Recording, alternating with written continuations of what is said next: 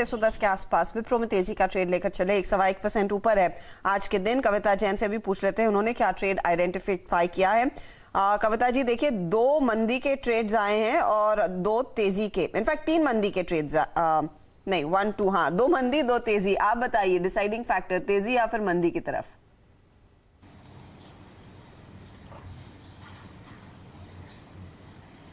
आप म्यूट पर हैं कविता जी, अनम्यूट कीजिए please. I'm sorry. Yes, so तेजी और मंदी दोनों ही तरफ के ट्रेड्स दिखेंगे। एज लाइक मार्केट का टेक्सचर वीक ही है और मेरा जो अभी फिलहाल का ट्रेड है that is on the short side only.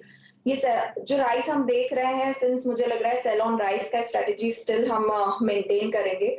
और जहां वीकनेस है दैट इज बंधन बैंक। बैंकिंग काउंटर्स में हमने दोबारा एक अपसाइड मूव जरूर देखा है, पर मुझे लगता है ये सस्टेनेबल नहीं होगा। और आप वीकली चार्ट पर अगर बंधन बैंक देखें तो lower top lower bottom formation continuously बन रहे हैं, even on a daily chart too. मुझे लगता है सेल ऑन राइस फर्दर अगर एक स्ट्रैटेजी रखें 284 के लेवल्स के आसपास इसे एक शॉर्ट पोजीशन क्रिएट करना चाहिए। नीचे की तरफ मुझे लगता है 265 260 के लेवल्स आते हुए दिखेंगे on Bandhan Bank. So sell on rise का स्ट्रैटेजी रखें और 265 पे एक लेवल्स की तरफ हम देख सकते हैं बंधन बैंक को। वहीं कैश में मुझे फर्टिलाइजर स्टॉक जो है उसमें GSFC is looking good. So GSFC को 130 132 के लेवल्स के लिए चेस किया जा सकता है विद स्टॉप लॉस ऑफ 124।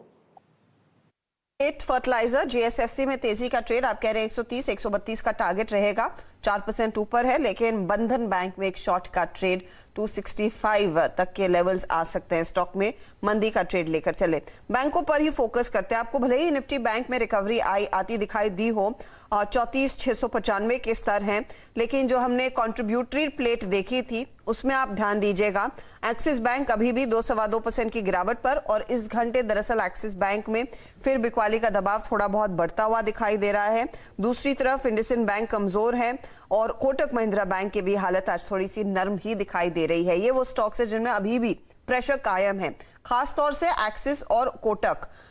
मानस, क्योंकि आपने कहा कि इस समय कॉन्फिडेंस नहीं दिख रहा है, इस पुल बैक में इतना कॉन्फिडेंस नहीं है जब तक वो क्रूशियल लेवल्स क्रॉस नहीं होते। एक्सिस और कोटक पर अपनी राय दीजिए, यहां पर क्या स्थिति आपको लग रही है? कुछ शॉर्ट कवरिंग की आती हुई दिखाई देगी या फिर ये काउंटर्स शायद वीकली बेसिस पर लॉस ही दिखाएंगे? पहले एक्सिस बैंक की बात करें अर्चिता, तो सबसे इंपॉर्टेंट ये है कि एक्सिस बैंक ने फाइनली कंसोलिडेशन की बात करी। 5 दिनों के कंसोलिडेशन के बाद 200 डे मूविंग एवरेज को ब्रीच किया है, उसके नीचे फिसला है। तो यहाँ पर गिरावट बढ़ने के चांसेस ज्यादा लगते हैं। ऐसा लगता है कि शायद 680 या 685 तक के स्तर देखने को मिलेंगे और यहाँ पर आपको रिवर्सल के साइन तभी देखने को मिलेंगे जब ये 745 के ऊपर जाके सस्टेन करेगा। कोटक बैंक में भी अगर आप देखिए तो एक अहम सपोर्ट था, मेरे ख्याल से वो स्तर था 1775 का, वो ब्रीच किया है।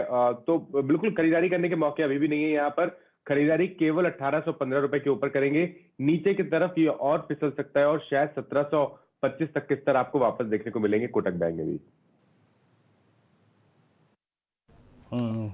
अच्छा, कोटक महिंद्रा बैंक पे अगर आप देखेंगे टेक है आपका, और इस वक्त अगर आप